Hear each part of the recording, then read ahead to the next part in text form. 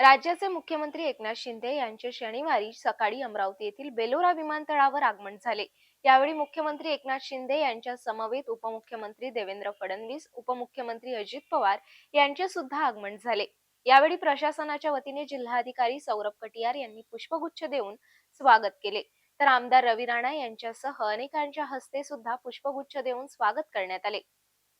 राज्याचे मुख्यमंत्री एकनाथ शिंदे यांचे शनिवारी सकाळी अमरावती येथील बेलोरा विमानतळावर आगमन झाले।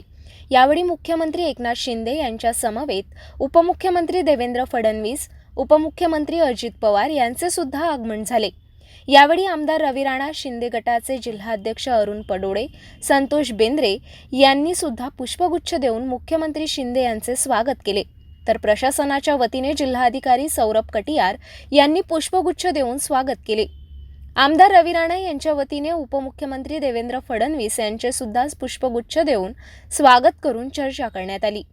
यावेळी पोलीस आयुक्त नवीनचंद्र रेड्डी, मुख्य कार्यकारी अधिकारी संजिता मोहपात्रा, पोलीस अधीक्षक विशाल आनंद, महापालिका आयुक्त सचिन कलंत्री उपस्थित होते। पुढे बेलोरा विमानतळ येथून यवतमाळ येथील महिला सशक्तीकरण अभियानाअंतर्गत मुख्यमंत्री माझी लाडकी बहीण योजनेचा प्रचार व प्रसार कार्यक्रमासाठी सर्व मंत्री रवाना झाले।